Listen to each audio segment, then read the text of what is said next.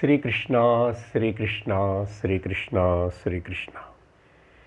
गुरुर्ब्रह्मा गुरुर्विष्णुः गुरुर्देवो महेश्वरः गुरुः साक्षात् परं ब्रह्मा तस्मै श्री गुरवे नमः। तस्मै श्री गुरवे नमः। सत्यव्रतं सत्यपरं त्रिसत्यं सत्यस्य योनिं निहितं च सत्ये सत्यस्य सत्यं मृतसत्यनेत्रं सत्यात्मकं त्वां शरणं प्रपन्नाः। सर्वत्र गोविन्दनाम संकीर्तनं गोविन्द गोविन्द। हरि ओम तत्सत। भगवान श्री कृष्णरुடைய அவதார தினம் ஸ்ரீ கிருஷ்ண ஜென்மாஷ்டமி. இன்னைக்கு பகவான் பிறக்க போகிறார் அப்படின்னு தெரிஞ்சதுக்கு பிறகு தேவதைகள் எல்லாரும் கூட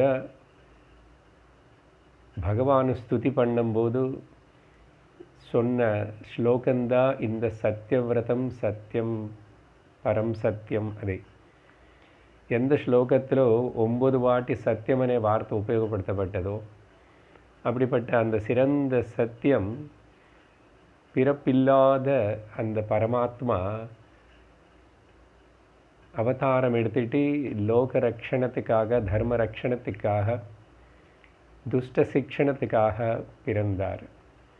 அப்படிப்பட்ட அந்த பகவான் நீ நினைவுபடுத்திக்கிட்டு அவருக்கு செய்கிற முக்கியமான கைங்கரியம் சேவை என்ன அப்படின்னு சொன்னால், அவர் வாயால் உபதேசம் செய்யப்பட்ட இந்த உத்தவ கீதனை கேட்கறது தான் அத்தியந்த சிறந்த கைங்கரியம் சேவா. அதே மாதிரி அதே பகவான் கிருஷ்ணர் உபதேசம் பண்ண பகவத்கீதை கேட்கறது தான் அவருக்கு செய்கிற சேவை. பகவானுடைய கிருபை அனுகிரகம் எப்போ பகவான் ரொம்ப சந்தோஷப்பட்டு நம்மளுக்கு ஆத்ம ஞானத்தினை உபதேசம் பண்ணி அனுகிரகம் பண்ணுவார் அப்படின்னு சொன்னால், சீடை முறுக்கு செய்கிறதுனால மைசூர் பாக்கு செய்கிறதுனால இல்லை, அதெல்லாம் செய்யலாம். ஆனால் அது நம்மளுக்காக தான் இல்லை, நம்ம வயத்தில் இருக்கிற அதே பகவான் வைஸ்வானருக்காகன்னு சொல்லலாம்.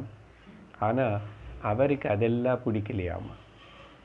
ஏன்னா அவர் உள்ள ஆத்மரூபமாக இருக்கார்.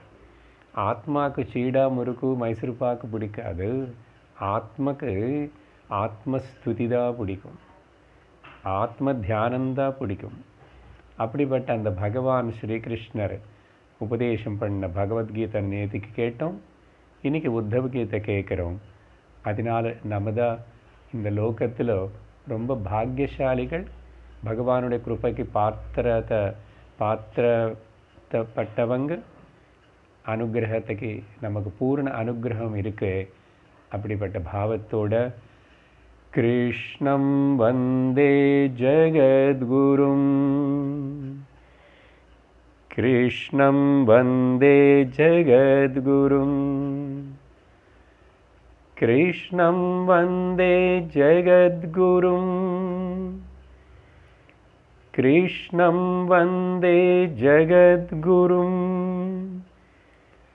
कृष्णं वन्दे जगद्गुरुं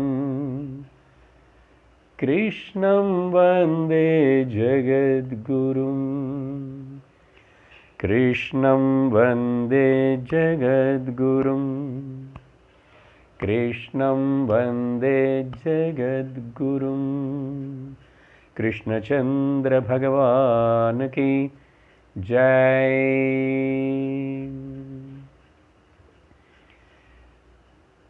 श्रीमद्भागवत महापुराणं ఏకాదశ స్కందత్తులో ఉద్ధవ గీత 12வது అధ్యాయத்தில் நம்ம 36 ஸ்லோகங்கள் வரைக்கும் பார்த்திருக்கோம். இப்போ பகவான் உபதேசம் பண்ணி கொண்டிருக்கிற விஷயம் வர்ண ஆசிரம தர்மங்களுடைய முக்கியத்துவம். வர்ண ஆசிரம தர்மங்களே சொல்லி கொடுக்கறதுக்கு காரணம் சிருஷ்டிலோ சனாதன தர்மத்திலோ அது வச்சதுக்கு காரணம் நம்ம எல்லோரும் மோட்சம் அடையிறதுக்காக தான். மனிதர்களுக்கு எல்லாருக்கு தான் இந்த வர்ணாசிரம தர்மங்கள்.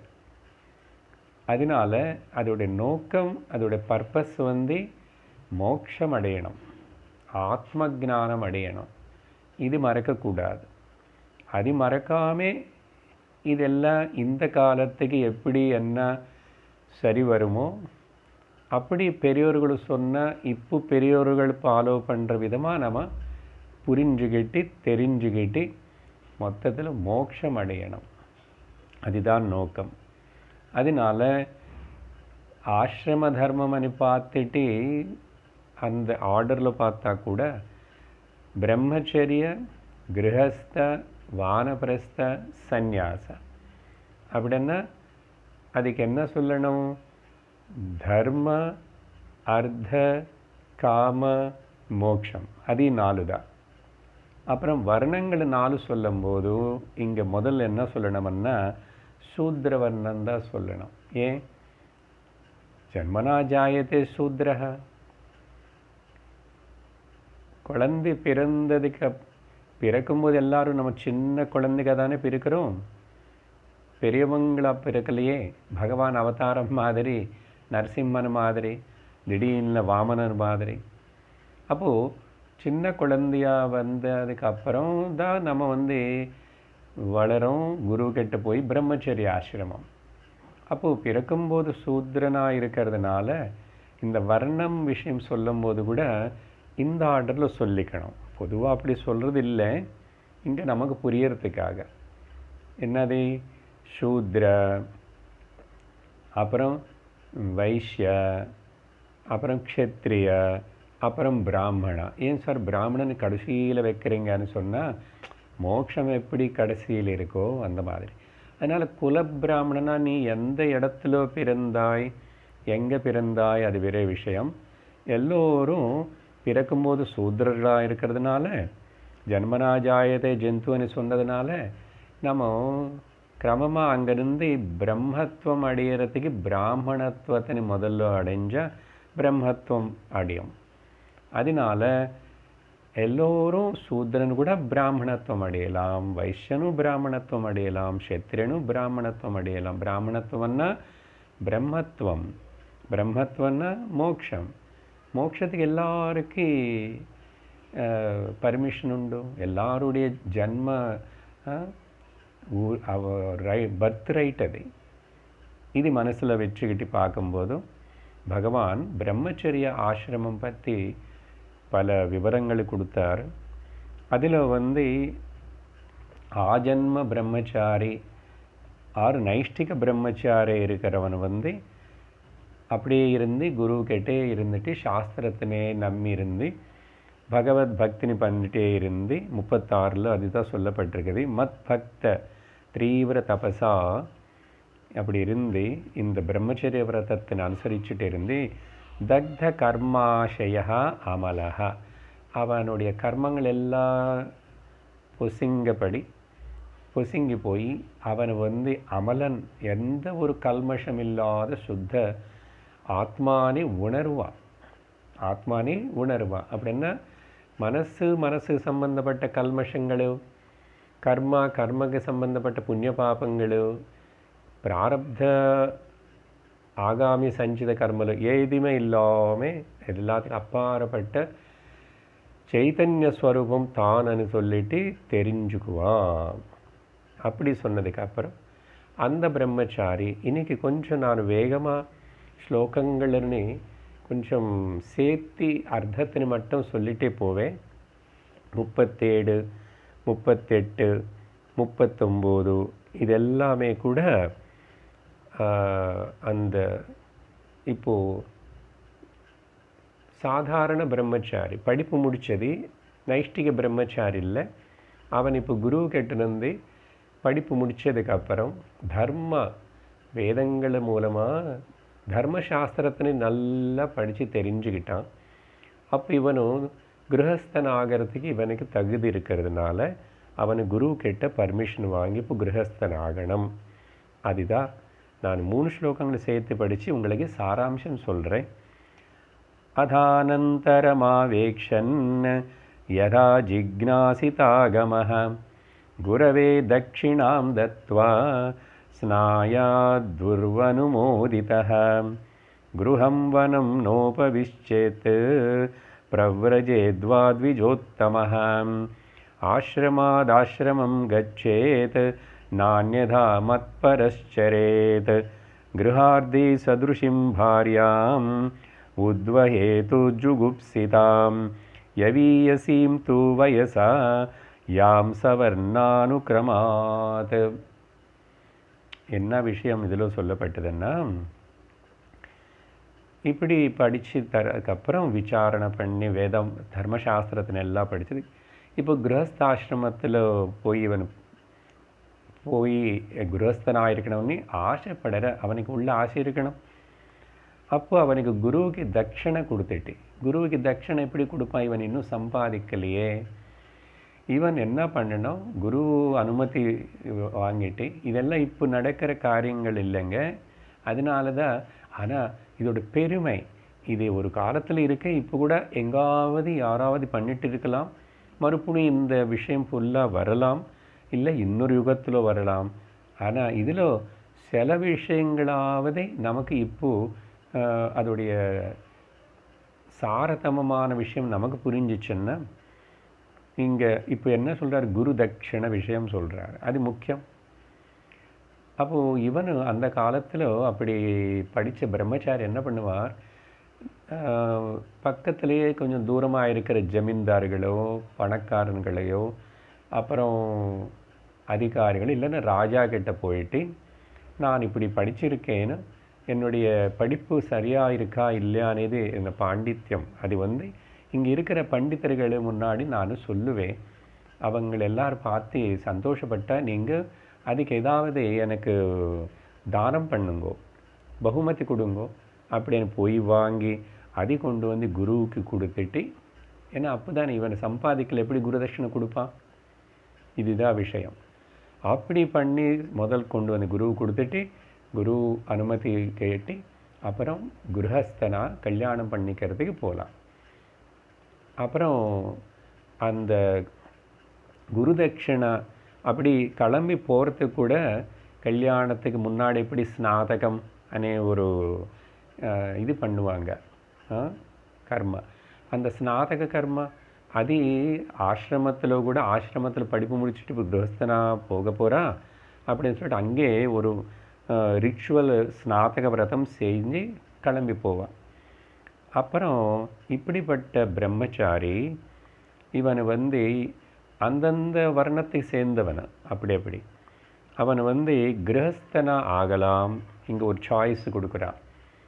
அவன் மனசில் இருக்கிற அந்த பாவனை, அவன் பூர்வஜனம் சம்ஸ்காரம் இல்லை, அவனை நேராக வானப்பிரஸ்தனானும் ஆகலாம், இல்லை நேராக சந்நியாசம் கூட எடுத்துக்கலாம். அது குரு சொல்லுவார். குருக்கிட்ட சொல்லி, குருவுக்கு நம்மளை பற்றி தெரியும், குருவுக்கு தெரியும். அப்படி நேராக சந்நியாசம் ஆகிறதுக்கு கூட எடுத்துக்கிட்ட கூட பர்மிஷன் உண்டு. ஆனால் ஒரு வாட்டி இது ஒன் வே டிராஃபிக்கு போகிறது, இப்படி வரிசையாக போகலாம், இல்லை ஜம்ப் பண்ணியும் போகலாம். ஆனால் திரும்பி வர்றது கிடையாது. ஒன் வே டிராஃபிக் திரும்பி வர முடியாது. வானப்பிரஸ்தனா போய் திரும்பி குருவஸ்தனா வரக்கூடாது, திரும்பி குருவஸ்தன் பிரம்மச்சாரி ஆகவே முடியாது. அப்புறம் சந்நியாசம் எடுத்துகிட்டு திரும்பி கிரகஸ்த அப்படி கிடையாது. போகிறது ஒரே வழிதான். அப்படி இவனை பண்ணலாம். ஆனால் கீழே இருந்து அங்கேருந்து இங்கே வரக்கூடாது. மேலே சந்நியாசத்துக்கு போய் திரும்பி கீழே இறங்கக்கூடாது. அதுக்கு பிறகு இவன் இவனுக்கு சூட்டபுளாக இருக்கிற, சரிசமமாக இருக்கிற ஒரு பொண்ணுன்னு கல்யாணம் பண்ணிக்கணும். அது சவர்ணம், அவங்களுடைய வர்ணத்துக்கு சேர்ந்த பொண்ணுன்னு கல்யாணம் பண்ணிக்கணும், முதல் பாயிண்ட். ரெண்டாவது என்ன சொல்கிறார்? எதுக்கு அப்படின்னு சொன்னால், அந்த வர்ணம்னா அப்போது இவன் அந்தந்த வர்ணத்துக்கு என்னென்ன கிரகஸ்தனாக இருந்து என்னென்ன கர்மங்கள் பண்ணணுமோ அதெல்லாம் தனி வித்தியாசம் இருக்கும்.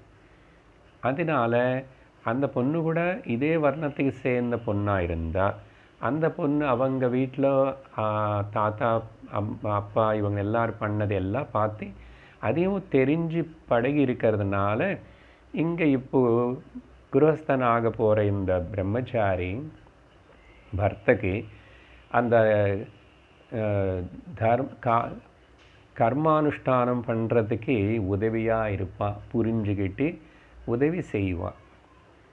அது ஒரு பாயிண்ட்டு. அப்புறம் அவன் அப்படி உதவி செய்யலைன்னு, ஏன்னா குருஹஸ்தனானதுக்கப்புறம் தான் கர்மம் செய்கிறதுக்கு இவனுக்கு அநேக வைதிக கர்மங்கள் செய்கிறதுக்கு. வைதிக கர்மங்கள் 3 பேருக்கு இருக்குது, அதையும் ஞாபகம் வச்சுக்கணும். பிராமணா, வைஷ்யா, க்ஷத்ரிய வைஷ்யனுக்கு இருக்குது. அதுக்கப்புறம் என்ன சொல்கிறாங்கன்னா, அந்த பாரியை கல்யாணம் பண்ணிக்க போகிற அந்த பொண்ணுடைய வயசு எப்போவுமே இவனுக்கு மேலே குறைவாக இருக்கணும், கம்மியாக இருக்கணும். குறைஞ்சி சொல்லுவாங்க, இப்போ தெரியல, இப்போ அப்போல்லாம் எப்படி ஆகிறது, 5 வருஷத்துலேருந்து 10 வருஷத்துக்குள்ளே கூட இருக்கலாமா, குறைஞ்சி 3 வருஷம் அப்படின்னு வச்சுக்கோங்க. ஏன் இப்படி சொல்லியிருக்காங்க அப்படின்னு கேட்டால் அதுக்கு பல காரணங்கள் இருக்குது. நான் 1-2 சொல்கிறேன். இது ரொம்ப சயின்டிஃபிக்காக, லாஜிக்கலாக, சாஸ்திரமாக, நம்பிக்கை அப்படின்னு இல்லை, நம்ம எல்லாருக்கும் புரியிற மாதிரி 2 பாயிண்ட். ஒன்று இந்த பிரம்மச்சாரி இப்போ கிரகஸ்தனாக வந்தவனும் இவன் அந்த பொண்ணுக்கு பர்த்த மட்டும் இல்லை, குருவாகவும் அவர் தான். அந்த பொண்ணுக்கு எல்லாமே இந்த வைதிக கர்மானுஷ்டானம் பற்றி சொல்லி தரணும். அந்த பொண்ணு கொஞ்சம் கொஞ்சம் பார்த்திருக்கான், ஏதோ தெரியும். ஆனால் இப்போது இன்னும் கூட விளக்கமாக பர்த்தையே குருஸ்தானத்தில் இருந்து அந்த பாரியைக்கு வழிகாட்டிக்கிட்டே சொல்லி கொடுத்துட்டு அவங்கக்கிட்டேருந்து கற்றுக்கணும். அப்போது எப்பவுமே கற்றுக்கணும், சொல்லி கொடுக்கணும்னு சொன்னால் அவர் குருஸ்தானில் இருக்கும்போது கொஞ்சம் வயசு ஜாஸ்தி இருந்தால் மதிப்பு மரியாதை இருக்கும்.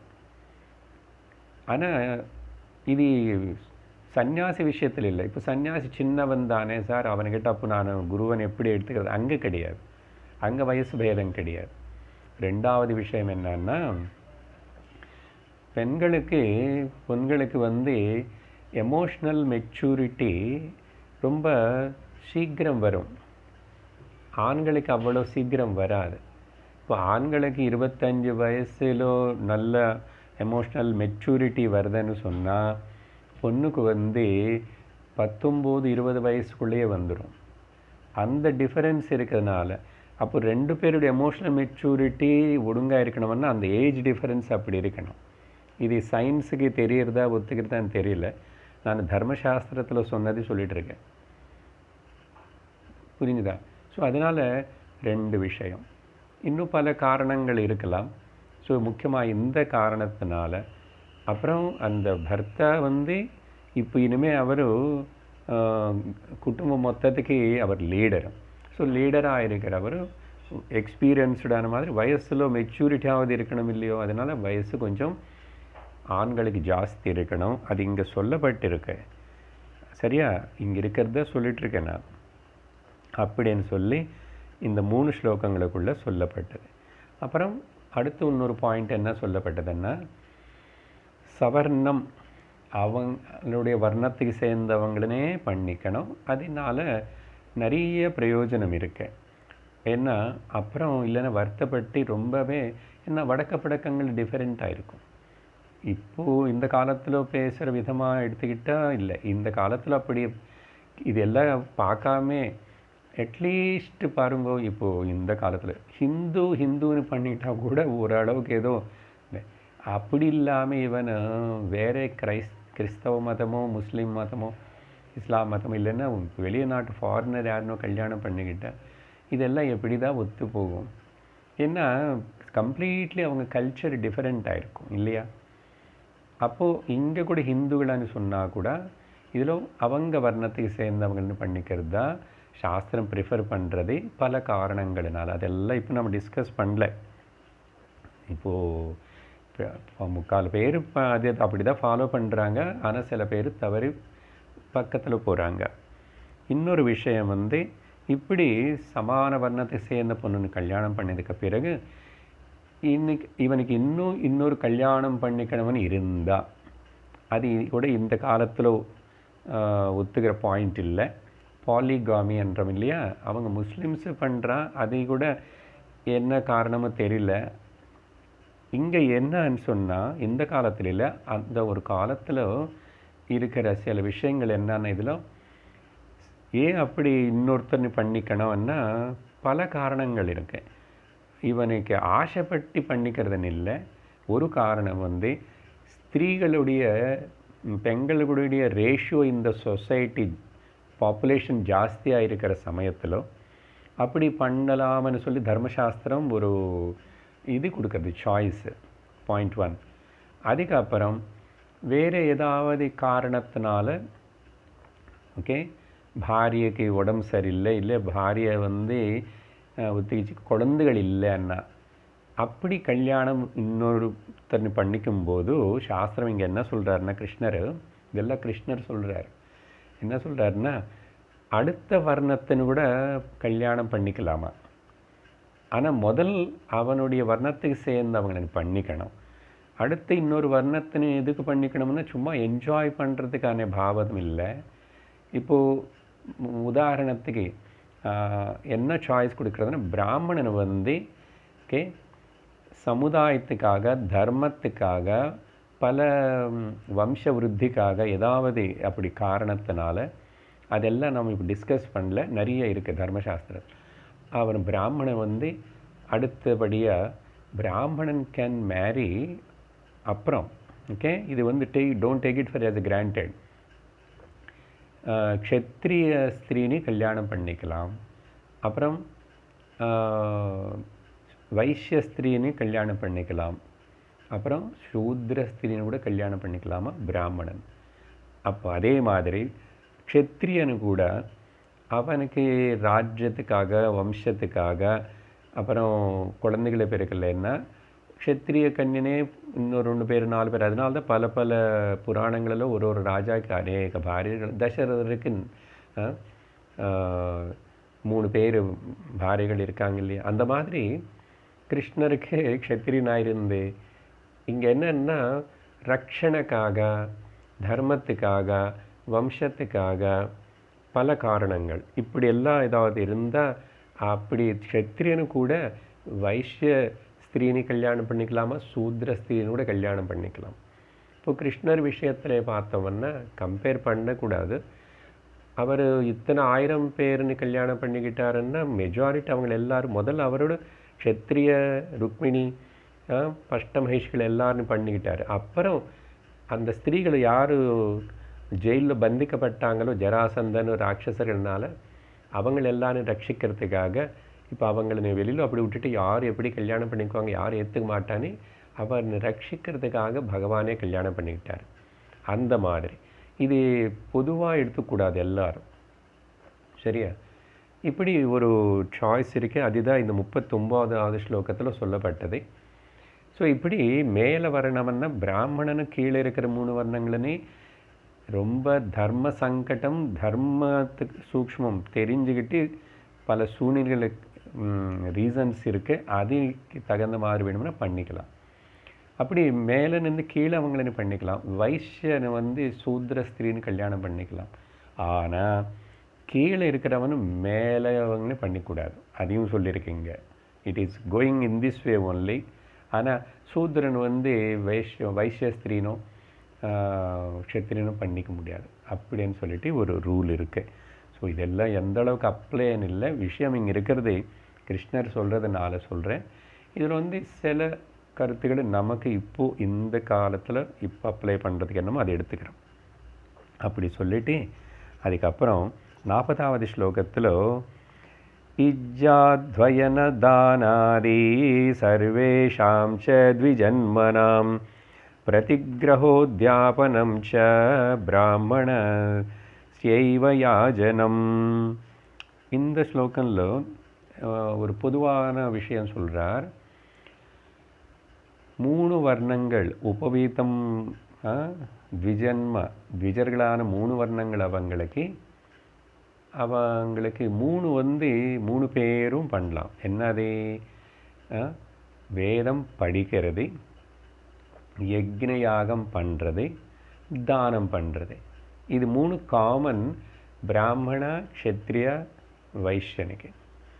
அப்படி சொல்லி, ஆனால் வேதம் போதிக்கிறது, வேதம் போதிக்கிறது கேவலம் యజ్ఞத்திని பண்ண வைக்கிறது, வேதத்தினை போதிக்கிறது అనేది பிராமணன் மட்டும்தான் பண்ணணும் அப்படின்னு ஒரு இன்ஸ்ட்ரக்ஷன் கொடுக்கப்பட்டது.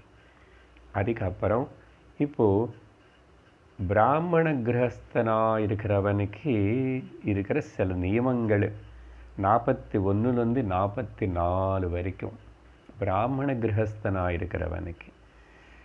பிரதிகிரகம் மன்யமானஹ தபஸ்தேஜோ யசோனுதம் அந்யாபியாமேவ ஜீவேத ஷில்யைர்வா தோஷத்ருக்தயோः பிராமணஸ்ய ஹி தேஹோயம் க்ஷுத்ரகாமாய நேஷ்யதே கிருஷ்ராய தபசே சேஹ பிரேத்யானந்தசுகாய ச शिलोञ्च वृत्त्यां परितुष्टचित्तः धर्मं महान्तं विरजं जुषाणः मय्यर्पितात्मा गृह एव तिष्ठन् अतिप्रसक्त समुपैति शान्तिम्. இந்த 3 ஸ்லோகங்களில் என்னன்னா, பிராமண கிரகஸ்தனை வந்து இப்போது பிராமணன்னு சொன்னால் அவனும் குலபிராமணனும் குணபிராமணனும் எல்லா வேதம் படிச்சிருக்கிற இவனும் எப்பவுமே பிராமணனுடைய வாழ்க்கையை simple living and high thinking. வேதம், வேத அத்தியனம், வேத போதனம், வேத யக்ஞ கரிம காரியங்களை பண்ணிட்டு இது எல்லா சமுதாயத்திலோ பல பேருக்கு எப்படி செய்யணுமனே அதெல்லாம் வழிகாட்டிக்கிட்டே அதிலேயே இருந்து வேதத்தினை காப்பாற்றிட்டு இருக்கிறவன். அதனால் இவனுக்கு வந்து ரொம்ப ரொம்ப சாது ஜீவிதம் அண்டு சிம்பிள் லிவிங் இருக்கும். அப்படி இருக்கும்போது அப்போ இவனுக்கு எப்படி வாழ்க்கை நடக்கும்? கிரகஸ்தனாக இருந்து இவனுக்கு குடும்பம் இருக்கு. அப்போது தானத்தினை ஸ்வீகரிச்சுக்கிட்டு வாழலாம், தானம் வாங்கலாம். அதே க்ஷத்ரியனும் தானம் வாங்கக்கூடாது, வைஷ்யனும் தானம் வாங்கக்கூடாது, தானம் கொடுக்கணும். பிராமணனும் கொடுக்கலாம் மீறி இருந்தா, ஆனால் தானம் வாங்கிறதுக்கு பிராமணனுக்கு மட்டும்தான். சரியா? இல்லை க்ஷத்ரியன்கிட்டேருந்து வைஷ்யனு தானம் வாங்கலாம், அது கூட ஆக்சுவலி சாஸ்திரம் ஒத்துக்காது. சூத்ரனும் வாங்கலாம். அப்போது தானம் இது பண்ணால் சில பிராமணர்களுக்கு இது வந்து தானம் வாங்கிறதுனால என்னுடைய தபஸு, தேஜஸ்ஸு, என்னுடைய பேர் இதெல்லாம் நசிஞ்சு போயிடும். முக்கியமாக தபஸுடைய தேஜஸ் அப்படின்னு ஒரு சில பேர் நினச்சிக்குவாங்க. அப்படி இருக்கு. அப்போ என்ன பண்ணணும்? தானம் வாங்க மாட்டேன், வேதத்தினை போதிச்சு யக்ஞங்களை பண்ண வச்சுட்டு அவங்க ஏதாவது அவங்களா கொடுத்தா அது தட்சிணா அவங்களா கொடுத்தா, தானமாக நான் போய் கேட்டு வாங்கலை அப்படின்னு இது ரெண்டுத்தினையும் அனுசரிக்கலாம். இது கூட பணம் கேட்டு சொல்லித்தர, இவ்வளோ ஃபீஸ்ன்னு சொல்லலை, ஆனால் யக்ஞங்கள் பண்ணவை அப்போது அதில் என்ன தட்சிணை கொடுக்குறாங்களோ அதை வாங்கிக்கும். அதே மாதிரி வேதத்தினை போதனம் செய், குரு என்ன சிஷ்யன் என்ன தட்சிணம் கொடுக்குறாரோ அது வாங்கிக்கும்.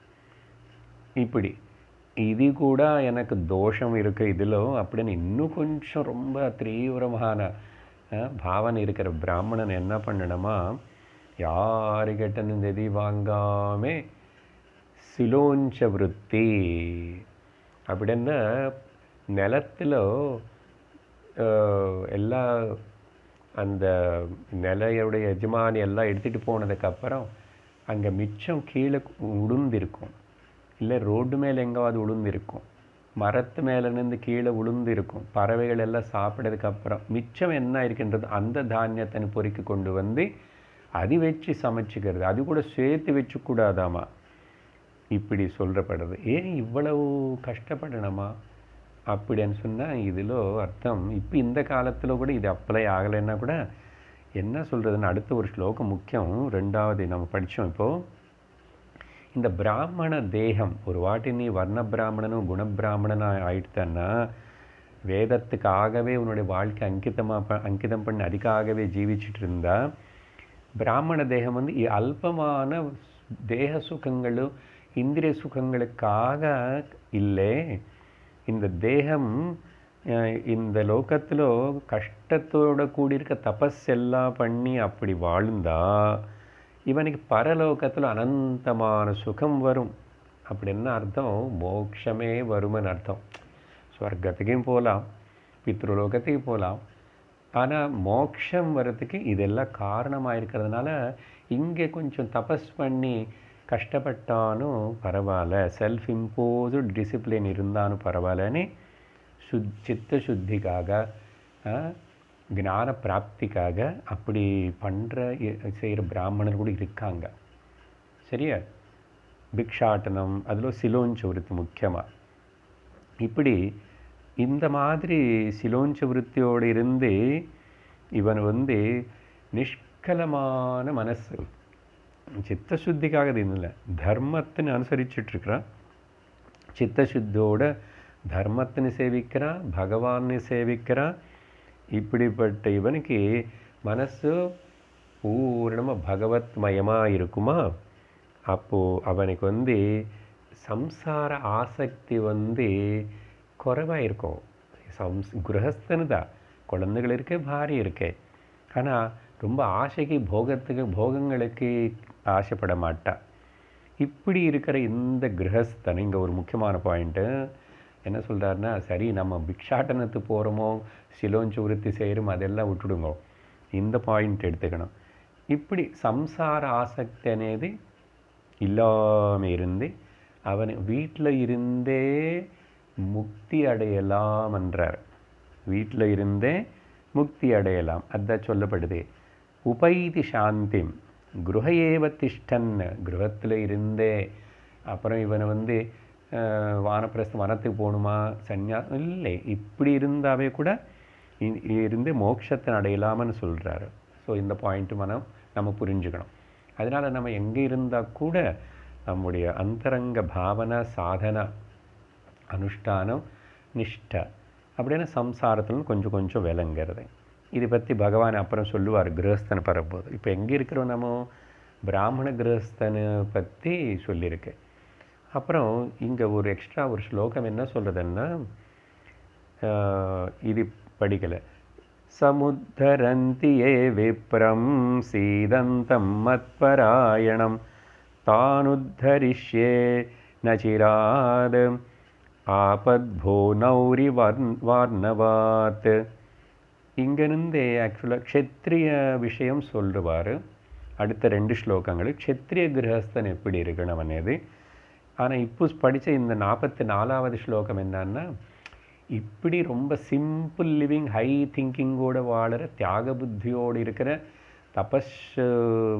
தபோமயமான ஜீவனம் நடத்தி கொண்டிருக்கிற இந்த பிராமண கிரகஸ்தனுக்கு ஏதாவது ஆபத்து கஷ்டம் வரும்போதும் அப்படிப்பட்ட ஒரு சூழ்நிலை வந்தால் யார் அந்த பிராமணனை ரட்சித்து காப்பாற்றி அவனுக்கு உதவி செய்கிறானோ, ப்ளீஸ் நோட் இட், அவனை அந்த உதவி செஞ்சவனுக்கு நானும் உதவி செஞ்சு அவனுக்கு கூட இந்த சம்சார சமுத்திரத்தை தாண்டியதுக்காக நானும் அவனுக்கு அனுகிரகம் பண்ணுறேன்றார். பார்த்தீங்களா? அதனால தான் பிராமணர்களுக்கு நம்ம மதிப்பு கொடுக்கறது అనేది அப்பவும் இப்பவும் எப்பவுமே இருக்கும். ஏன்னா அவன் வேதம், அவனுக்கிட்ட வித்தியை இருக்க, வேதம் இருக்கு, அதுக்கு மனுஷனுக்காக இல்லை. ஸோ இங்கே ஒரு பாயிண்ட் அப்படி சொல்கிறாரு. தாரித்திரத்தோட ரொம்ப ஏழையாக இருந்து கஷ்டப்பட்டுட்டு இருக்க இந்த பிராமணுக்கு ஏதாவது அப்படிப்பட்ட ஒரு தாங்க முடியாத ஒரு கஷ்டம் வந்தால் அவனுக்கு யார் உதவி பண்ணி கொஞ்சம் அந்த சமயத்தில் மட்டும் அப்படி பண்ண உதவி செஞ்ச அவனுக்கு என்னுடைய அனுகிரகம் பூர்ணமாக இருக்கும் அப்படின்னு சொல்கிறார். சொல்லி அப்புறம் இந்த க்ஷத்ரியனை பற்றி இப்போ கிரகஸ்தனாக இருக்கிறவனுக்கு சில இன்ஸ்ட்ரக்ஷன். सर्वासमुद्धरे राज पितेव व्यसनात् प्रजाः आत्मनामात्मना धीरः यदो जगत्पतिर्गजान् एवं विधो नरपतिः वमानेनार्कवर्चसाः विधूयेहा शुभं कृत्स्नम् इन्द्रेण सह मोदते. இந்த ரெண்டு க்ஷத்திரியன் பற்றி பற்றியமா பாருங்க. க்ஷத்திரியன் எப்படி இருக்கணும்னா, எப்படி கஜேந்திரன் அவனை யானை கதலோ இருக்கேன். பொதுவாகவே யானையிலோ லீடரை பெரிய யானை அதுக்கு சுற்றி இருக்கிற எல்லா குட்டி சின்ன யானைகளும் பொன்பல யானைகள் எல்லாத்தையும் அதை காப்பாற்றணும், குரூப் மொத்தத்தனை.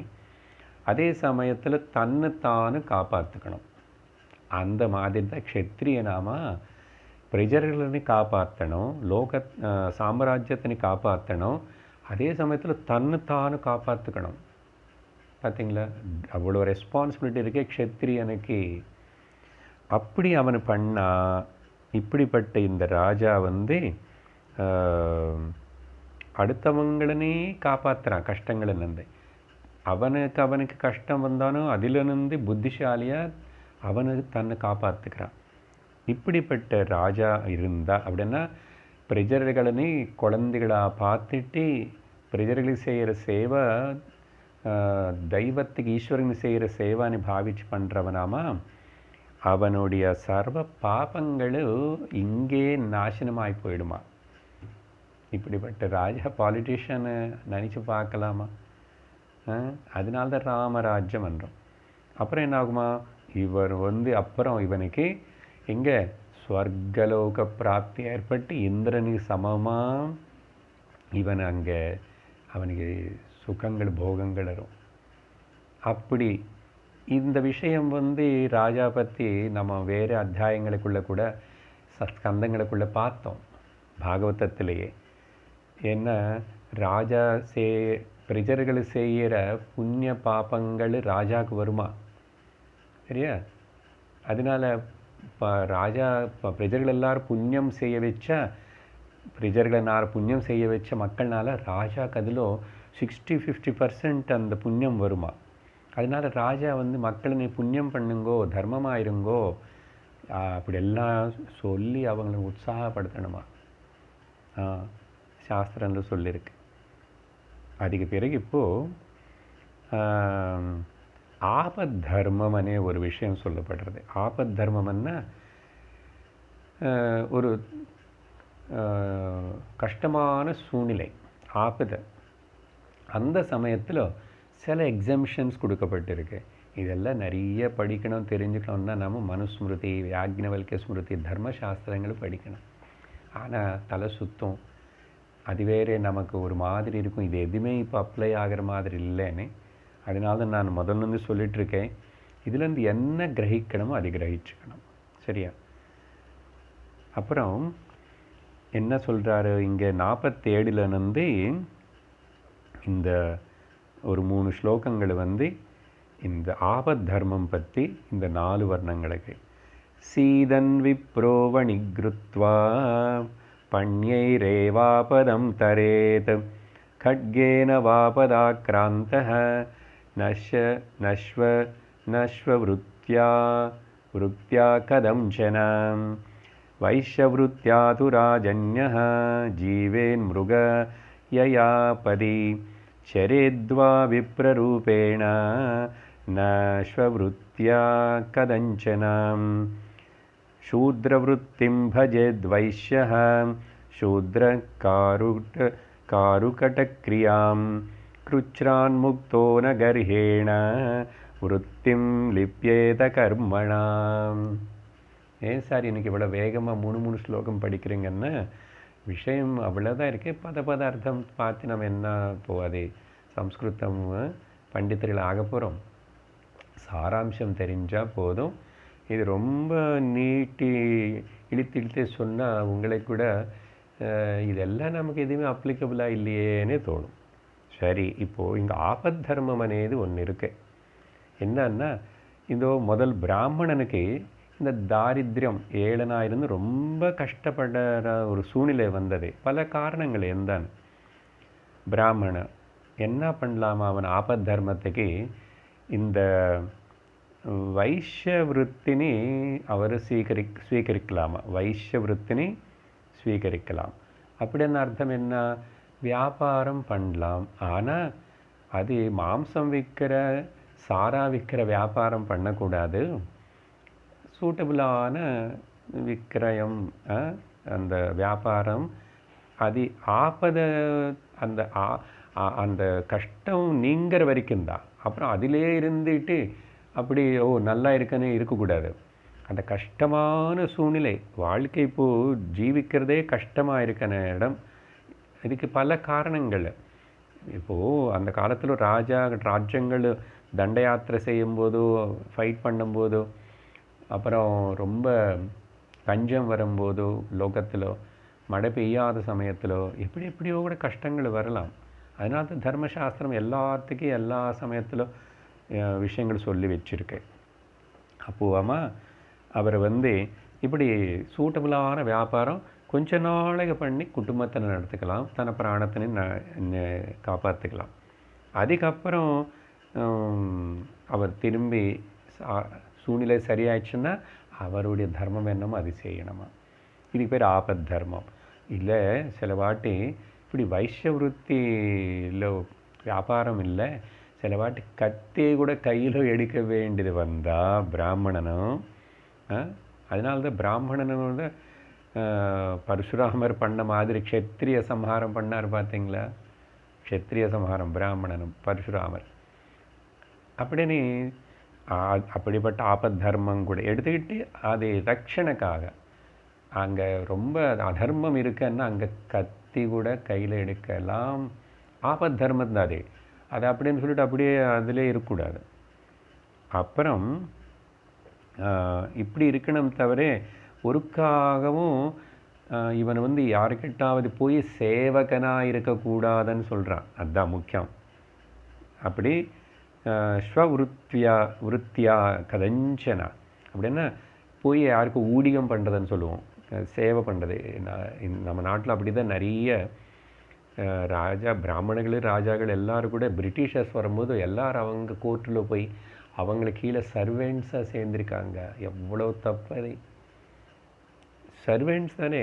அப்படி அவனுக்கு கீழே போய் பணத்துக்காக வேலை பண்ணுறன்னா பிராமணன் அப்படி பண்ணக்கூடாதாமா. இப்போ அதே மாதிரி க்ஷத்ரியனுக்கு ஆபத்து வந்தால் ஏதாவது கஷ்டமான சூழ்நிலை இவனு கூட வைஷ்ய விருத்தி இவனு கூட பண்ணலாமா, வியாபார விருத்தி. இல்லை ஹண்டிங் அப்படி பண்ணலாம். இல்லை கொஞ்ச நாளைக்கு அந்த பிராமணன் மாதிரி வேதத்தினே சொல்லி கொடுக்கறதையும் என்ன இவனு படிச்சிருக்கானே செய்யலாம். அப்படி பண்ணி உயிர் காப்பாற்றிக்கிட்டு வயிறு நெரும்பிக்கணும். ஆனால் இவனு கூட திரும்பி இன்னொருத்தர்கிட்ட போய் சர்வெண்ட்டாக இருக்கக்கூடாது. அந்த சூத்திர லெவலுக்கு போகக்கூடாது க்ஷத்ரியன். தத்து காலத்துக்கு ஆபத் தர்மம். அப்புறம் சூத்திர வைஷ்யரை பற்றி சொல்லும்போது இப்படிப்பட்ட கஷ்டமான சூழ்நிலை இருக்கிற சம்போது அந்த வைஷ்யர் கூட சூத்ரனுடைய வேலை பண்ணலாமா. சூத்ரனுடைய வேலைன்னு என்ன, இங்கே ஒரு உதாரணம் என்ன கொடுக்கப்படுதுன்னா இந்த பாயெல்லாம் பின்னுறது இப்படியெல்லாம், அப்புறம் கூடையெல்லாம் பின்னுறது இப்படிப்பெல்லாம் சில வர்ணங்கள் இருக்கா, சில குரூப்ஸ். அந்த மாதிரி இந்த வைஷ்யனை அந்த சூத்ரனுடைய வேலை கூட பண்ணலாம். அதையும் தற்காலத்துக்கு வயத்துக்காக. ஓகே. ஆனால் அதே மாதிரி இவனு கூட நிந்தை பண்ணுற மாதிரி யார்கிட்ட போய் நான் உனக்கு சேவை பண்ணிட்டு சேவக்கனாயிருன்னு சூத்ரன் ஆகக்கூடாது உடனே. அப்படிப்பட்ட லைஃப் எர்னிங்குன்னு அந்த விதத்தில் போகக்கூடாது அப்படின்னு சொல்லி அதுக்கப்புறம் இப்போது மறுபடியும் ஒரு ஸ்லோகத்தில் 3 பேருக்கும் திரும்பி பொதுவாக செய்ய வேண்டிய சில விஷயங்களை 50வது ஸ்லோகம் 51வது ஸ்லோகத்தில் சொல்கிறார். 50வது 51. அதனால நான் ஹெட்டிங்காக பிரிச்சுட்டு சொல்லிகிட்டு இருக்கேன். புரியுறது இல்லையா? சிம்பிளாக 50 वेदाध्यायनस्वाध्या स्वद वेदा वेदाध्यास्वदा स्वाहा बल्यन्नाध्यैर्यदोदयं देवर्षिपितृभूतानि मधुपाण्यस्वहं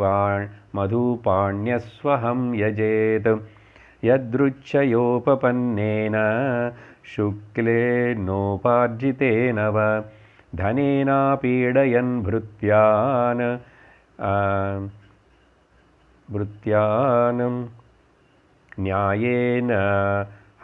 न्यायेनाहतेत् क्रतून् என்ன சொல்கிறாருன்னா, கிரகஸ்தர்கள் கிரகஸ்தரன் இப்போ யார்? 3 பேரும் 3 பேர் பற்றி முக்கியமாக பேசிகிட்ருக்கிறோம். பிராமண, க்ஷத்ரிய, வைஷ்ய. பஞ்சமகாயக்னங்களை பற்றி சொல்கிறாரு. பஞ்சமகாயக்னங்களை பற்றி நம்ம பல வாட்டி சொல்லியிருக்கோம்.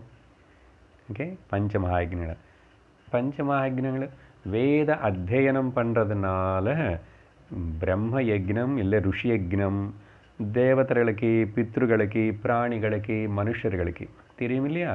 சர்வேபியோ தேவேபியோ நமோ நமः, சர்வேபியோ பித்ருபியோ நமோ நமः, சர்வேபியோ ருஷிபியோ நமோ நமः, சர்வேபியோ விருக்ஷேபியோ ஜீவேபியோ நமோ நமः. இப்படி. ஆனால் இது சும்மா நமஹான்னு சொல்கிறதில்லை. அதுக்கு பொதுவாக என்ன பண்ணுறோம்?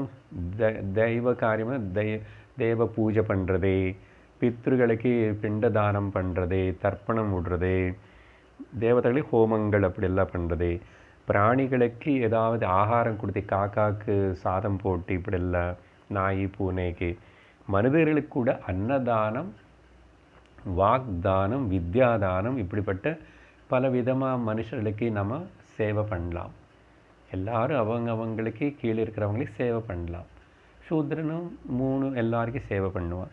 ஸோ இப்படி மனுஷ யக்னம் அவங்களுக்கு தகுந்த அளவுக்கு இதெல்லாம் பண்ணணும். ஸோ இந்த பஞ்சமகாயக்னங்கள் பண்ணுறதுனேது கிரகஸ்தனுக்கு ரொம்ப கட்டாயம் அப்படின்னு ஞாபகம் வச்சுக்கணும். ஏன்? இது சித்தசுத்திக்கு. எல்லாமே என்னோட சொந்தம், என்னோட சுகத்துக்காக, என் குடும்பத்துக்காக நீ வாழக்கூடாதப்பா. சுற்றி இருக்கிற பல உனக்கு முதல் எல்லாத்துக்கும் சககரிச்சிட்ருக்கிற தேவதைகளுக்கு, ஓகே, வருண தேவதா, அக்னி தேவதா, வாயு தேவதா, அப்புறம் உன்னுடைய ஜென்மத்துக்கு காரணமாக இருக்கிற உங்கள் பித்ருகளுக்கு, அப்புறம் உனக்கு ஞானம், சாஸ்திரம் இதெல்லாம் கொடுத்த ருஷிகளுக்கு, அப்புறம் சுற்றி இருக்கிற பிராணிகளுக்கு, விருட்சங்களை கூட பூஜிக்கணும், விருட்சங்களுக்கு கூட நமஸ்காரம் பண்ணணும் அப்படின்னு சொல்லி, அதுக்கப்புறம் இப்போது அவங்களுக்கு தகுந்த மாதிரி அப்படின்னு சொன்னாரா. அதனால் ரொம்ப ரொம்ப எக்ரிவேட் ஆகி உத்தியமிச்சு அப்படியெல்லாம் செய்யாமல் அப்படின்னா டொனேஷன்ஸ் எல்லாம் கலெக்ட் பண்ணி எல்லாம் பண்ண வேண்டான்றார். உன்னுடைய சிரமத்தினால் சம்பாதிச்ச சுத்தமான பணம் வச்சுட்டு, சம்பாதிச்ச சுத்தமான பணத்தினால தான் எந்த அளவுக்கு செய்ய முடியுமோ அந்த அளவு வச்சுக்கிட்டு யக்ஞ யாகங்களும் பண்ணலாம். அப்படி செய்யும்போதோ அது கோவிலாவது, வீட்டிலாவது, சமுதாயம் சேர்ந்தாவது, குடும்பத்தில் எப்படி பண்ணால் கூட ஒரு இன்ஸ்ட்ரக்ஷன் என்ன கொடுக்குறாருன்னா, வீட்டில் இருக்கிறவங்களும் உனக்கு உதவி செய்கிற சேவகர்களாக வேறு எல்லாருனையும் யாருனையும் கூட நீ ரொம்ப கஷ்டப்படுத்தி கொடுமைப்படுத்திட்டு நான் பெரிய யக்ஞம் பண்ணுறேன்னு பண்ணாதன்றார். நிறைய வாட்டி கோவில் வீடா, ஊர் வீடா, தெரு வீடா எல்லாத்தையும் கூட வேறு பல பேருக்கு கஷ்டம்.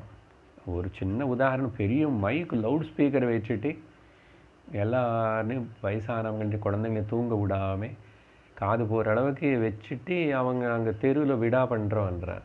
அப்படியெல்லாம் கஷ்டப்படுத்தாது, பொதுமக்களும் கஷ்டப்படுத்தாது, வீட்டில் இருக்கிறவனும் கஷ்டப்படுத்தாது, சேவகர்களே ரொம்ப டார்ச்சர் பண்ணாது என்றார். அதனால் ரொம்ப ஆர்ப்பாட்டத்துக்கு போய் நீயும் ஆயாசப்படி எல்லாரையும் டார்ச்சர் பண்ண வேண்டாம். அதுக்கு பிறகு இப்போது இந்த அத்தியாயம் முடிகிறது. 52லேருந்து 58 முடியும் பார்க்குறோம். இங்கே நின்று இப்போது சரியப்பா நீ எந்த குருஹஸ்தனாக இருந்தான்னு, பிராமண குருஹஸ்தா, வைஷ்ய க்ஷத்ரிய குருஹஸ்தா, வைஷ்ய குருஹஸ்தா, எந்த குருஹஸ்தனாக இருந்தால் கூட என்ன சொல்கிறாரு, குடும்பேஷு ந சஜ்ஜேத ந பிரமாத்யேத் குடும்பியபி விபஷ்சின்னஸ்வரம் பஷ்யேத் அதிருஷ்டமபி திருஷ்டவத் புத்திரதாராப்தபந்தூனாம் சங்கம பாந்த சங்கமः அனுதேகம் வியந்தேதே ஸ்வப்னோ நித்ரானுகோ யதா இத்தம் பரிமிருஷ்ய ஸ்னுஷன்முக்தः गृहेष्वधिवत् वसन् न गृहैरनुबध्येत निर्ममो निरङ्कृतः कर्मभिर्गृहमेधीयैः इष्ट्वा मामेव भक्तिमान् तिष्ठेद्वनं नोपविशेत् प्रजावान् वा परिव्रजेत्. என்னன்னா இதெல்லாம் எந்த கிரகஸ்தனாக இருந்தால் கூட சரியா, என்னவா கொஞ்சம் விவேகம் வைராக்கியத்தின்னு கிரமமாக வளர்த்துக்கணும். గృహమనే పొట్ట కణర్లో ఉళురుంది అదిదా సర్వమని అనిచి కాదు. పరీక్షలోకాన్ కర్మచితాన్ బ్రాహ్మణ விபஷ்சித்தன விவேகத்தோடு இருக்கிறவன் இந்த குடும்பம் అనేది எனக்கு ஒரு சககாரம்தான், பாரியா குழந்தைகள் எல்லாம். ஆனால் எதுக்கு இதெல்லாம், இந்த அமைப்பெல்லாம் எதுக்கு?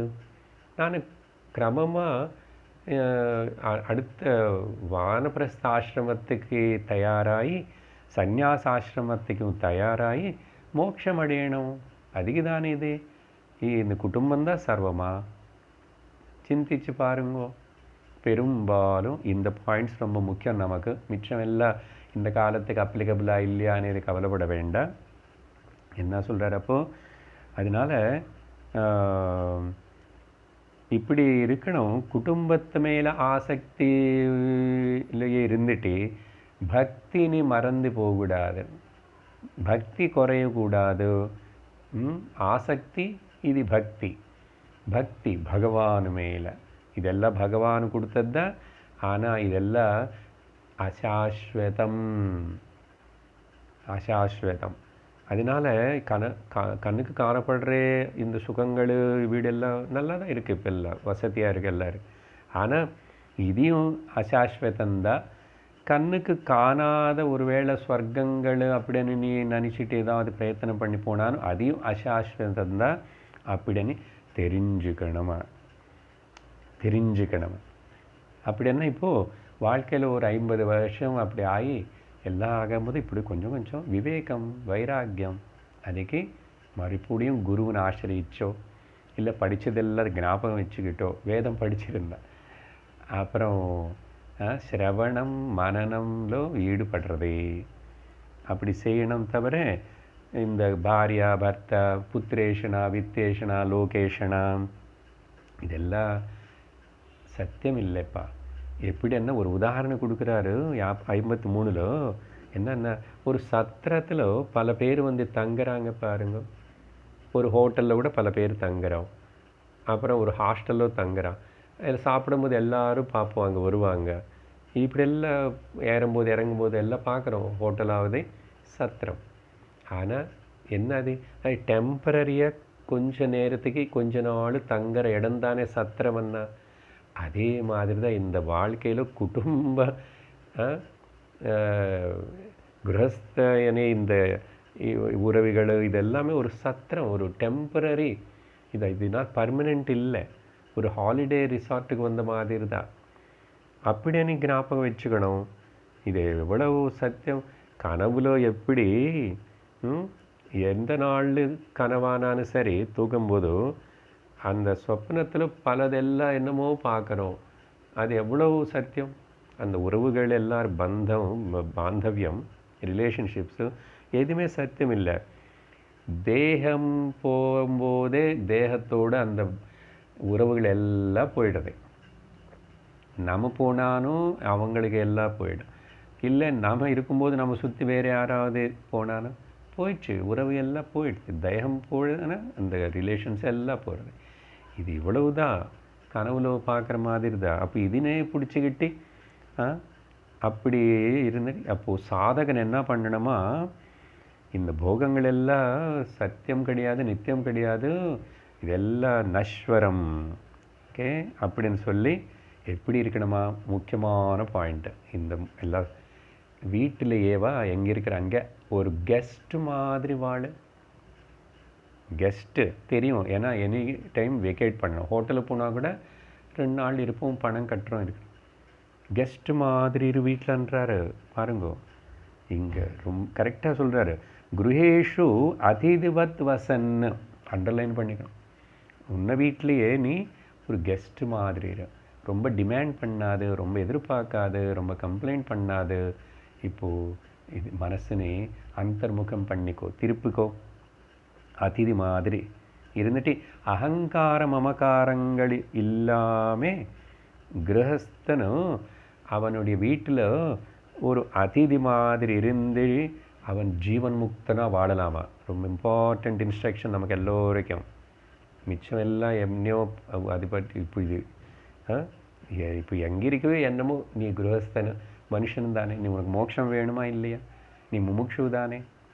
அப்போது வீட்டிலையே இப்போது ரிட்டையர்மெண்ட்டுன்னா நிஜமாக இப்படி இருக்கணும், அதிதி மாதிரி இருந்து. அப்போ என்ன பண்ணணும் சார், மனசு ஸ்ரவணம் மனனம் நிதித்தியாசனத்தை கொடுக்கணும். அப்படி இருந்துட்டு என்ன சொல்கிறாரு, அதுக்கு தான் இந்த கிரகஸ்தனை அப்புறம் குழந்தைகள் வந்தாச்சு, கிராண்ட் சில்ட்ரன் வந்தாச்சு, எல்லோரும் வருவான், வரட்டும், அவங்க பாட்டுக்கு இனிமேல் அவங்க வாழுவான். நீ பக்தினி அப்படின்னா நிறைய உபாசனா வானப்பிரஸ்தனன்னு சொல்கிறார். கிரகஸ்தா இது எல்லாத்தையும் பண்ணிவிட்டு நீ வானப்பிரஸ்தனா ஜீவிக்கணவனே இன்ஸ்ட்ரக்ஷன் கொடுக்குறாரு பாருங்க. இல்லை சந்நியாசமாக ஆகணும்னா சந்நியாசத்துக்கு போகலாமன்றார். அப்படி சொல்லி 56 57 என்ன சொல்கிறாருன்னா, அந்த 3 கூட படிச்சு விட்றேன். எஸ்த்வா சக்தமதிர்கேஹே புத்திரவித்ரைஷணாதுரः ஸ்திரைண கிருபணதீர்மூடः மம அஹமதி பத்யதே அஹோ மே பிதரோ விருத்தௌ பார்யா பாலாத்மஜாத்மஜாः அநாதா மாத்ருமாம்ருதே தீனாः கதம் ஜீவந்தி துக்கிதாக. 58 தனியாக வச்சுக்கிறேன். இந்த 2 என்னன்னா, நம்ம எல்லாருக்கும் இந்த தெரியாமல் நம்ம இப்படி எல்லாம் அந்த வீடு வீடு வீடு வீட்டில் உறவுகள் இது எல்லாம் இருக்கட்டும், எல்லோரும் கூட அன்பாயிரு, அவங்க பாட்டுக்கு அவங்க இருக்கட்டும். நீ ரொம்ப அதுதான் இனிமேல் என்னால் விட முடியாது, எனக்கு இப்படி எப்படி இருக்கு, அவங்க அப்படி இப்படி என்ன இவ்வளவுதான் இப்படி சொல்லக்கூடாதுன்றார். இப்படி இருந்துட்டு கிரகஸ்தன் என்ன பண்ணும்,